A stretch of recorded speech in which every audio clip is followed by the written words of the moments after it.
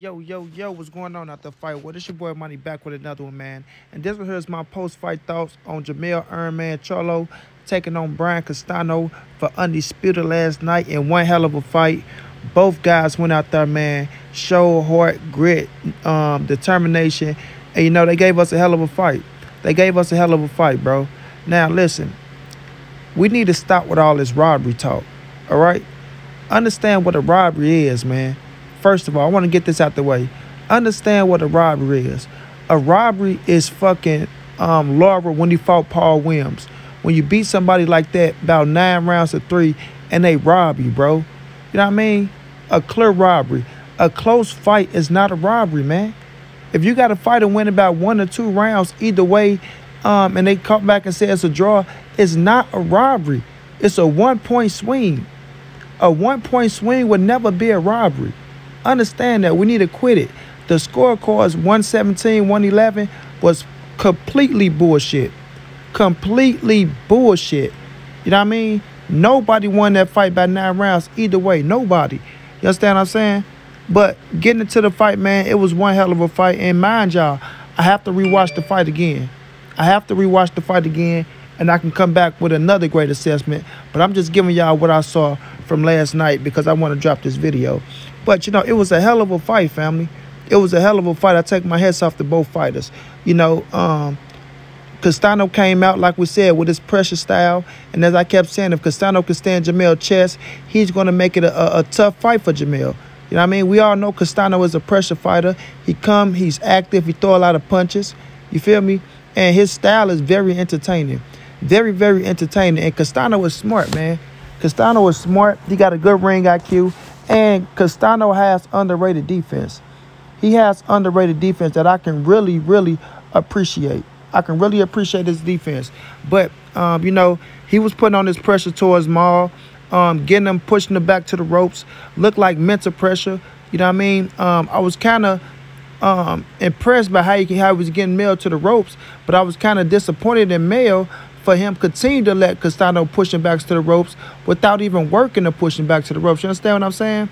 But I give Castano his credit for that situation because he was working, bringing in, walking towards him, getting Mel to move back. And I thought Mel moved back majority of sometimes where he didn't need to move back. He should have been pushing forward.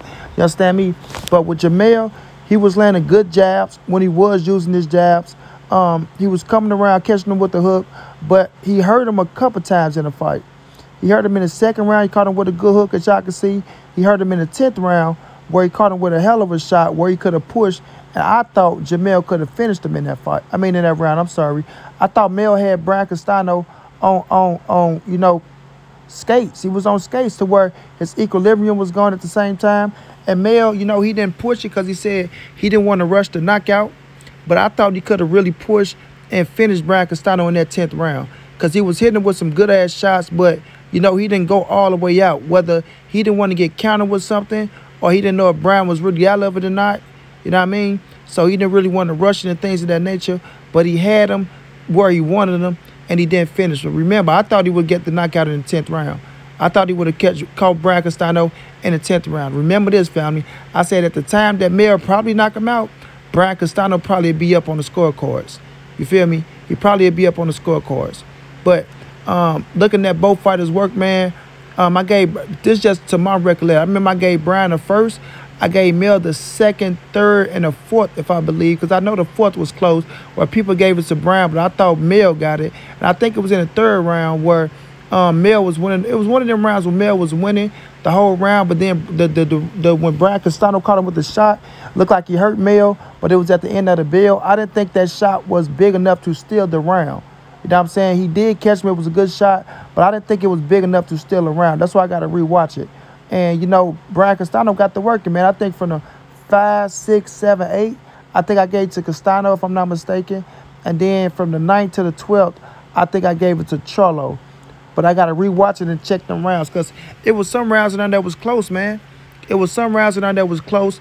There was swing rounds that could have went either way to Brian Castano or Jermell Charlo. You know what I mean? And when I looked at Tony Harrison said, you felt like the close rounds, you give it to Jermell Charlo. And Tony Harrison and Mel ain't even close, but he like by him being a unified champion, you got to give it to Mel Charlo. But Castano was a champion as well. So, people could have swing rounds. But it was a hell of a fight, bro. It was a hell of a fight. And like I said, the 117 and 111 card is what, it turns people off. And I agree with all the emotions that come from that card. That was a bullshit card. There's no way in hell Jermell Charlo won that fucking card 117, 111.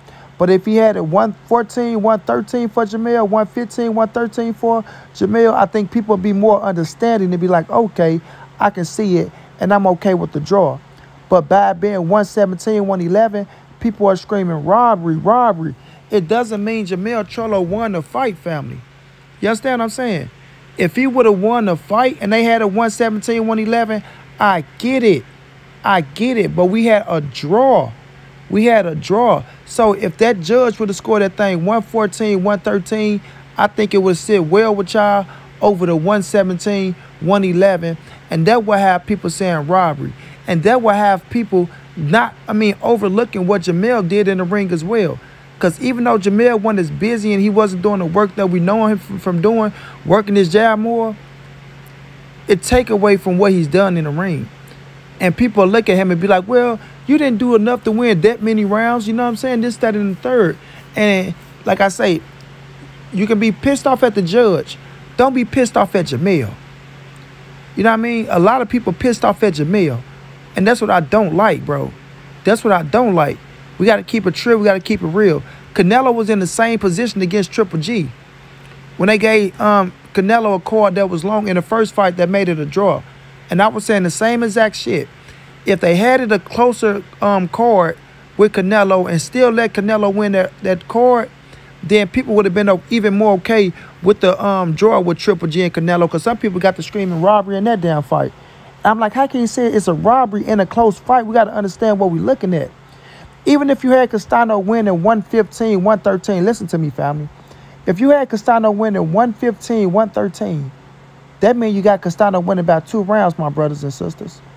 That means if a judge found in one of those rounds that you gave Castano and he swung it towards Jermell way, that means we have a draw. You feel me? If you had Jermell Charlo winning 115, 113, and one of the judges stole one of the rounds that Jermell won and swung it Castano way, that means you have a draw. So you can't be mad with a draw. You know what I mean? It's an accurate call.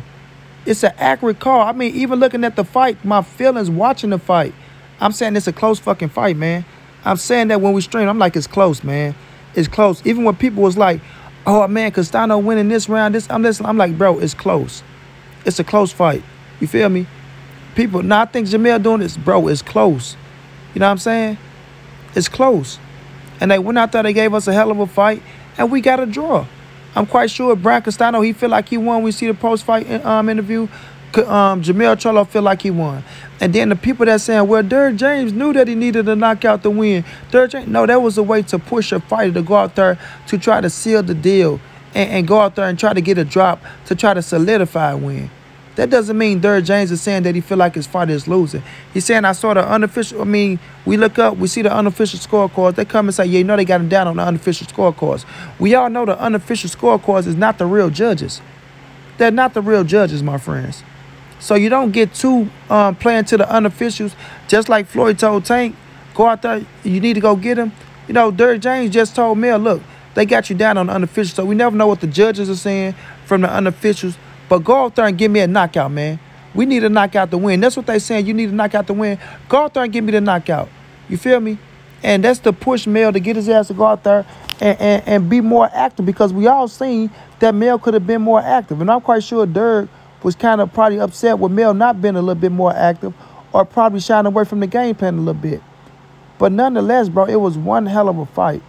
It was one hell of a fight that we need to say, you know what, we gonna get a rematch. Both of these dudes went out there, put it on the line, and gave us a hell of a fight, man. A hell of a fight that we all enjoy, and now we can get a rematch, bro. Like I say, when you get an undisputed fight like that, dog, that was tit for tat, that was close like that, we win. The fans win. The fans win, because we get to see it again. We get to see it again. Whether you thought Charlo won, whether you thought Brian Castano won, the judges saw it as a draw, and we got to live with it. It's not going to get taken back. It's not like the committee go watch it and overrule it, because it was a spot on, bro. It was a spot on. That's just a fact. You know what I'm saying? It could have went either way by 1 or 2 points, but a draw is accurate. I'm okay. I thought Mel pulled it off by 1 point or 2. I could see people who got Castano pulling it off by 1 point or 2. That's the way of looking at this fight. Okay, you had Mel winning, I can understand it. Okay, you had Castano winning, I can understand it. You feel me? Now we got a draw coming. We got a draw. Now we got part 2 of Jermell Charlo and Brian Castano. You feel me? That shit is going to be entertaining than fireworks. You dig what I mean? We get the best versus the best again. You know what I'm saying? Somebody will come out on the right side of history next time. Somebody will be victorious and be the undisputed champion. But we got to stop with this robbery talk, man. Understand what you're watching and what you're looking at, family. You dig? It take away from the sport. And that card, like I say, was bullshit. That take away from the sport. That take away from the sport. But it was a hell of a fight, man. I enjoyed it. I'm going to rewatch it. I will talk about it in the live stream. I won't drop a video on it. But, man, it was one that was good, close, and that we all enjoy. It had us all on pins and needles. Shouts out to Jermell Charlo. You retained your titles to be the unified champion. Shouts out to Brian Castano. You retained your title to be the WBO world champion. And y'all boys, when I thought, gave us a hell of a show. Let's see what happened in the rematch. I think y'all to have a newfound respect for each other. And y'all to give us another great fucking fight and a rematch that y'all boys go bring it. And y'all probably don't leave us to the judges, and somebody might get knocked the fuck out in the second fight. But overall, man, it was a great night of fights. It was a good fight. I enjoyed it. I give both, man, they just do. Both of them are fucking warriors. Both of them belong on that level. And I respect both of them, man. I respect both of them. So let's just see if we can get the rematch. Until then, it's your boy Money. It's the NSBC moving. Ain't nobody safe in these streets. Hit the thumbs up. Subscribe to the channel if you want to donate. OG Money on Cash App. TreyHampton52@gmail.com on PayPal. If not, just tell a friend. Hit the subscribe button. Like, comment, share the video. And y'all know how your boy get down, man. Big dog status, family.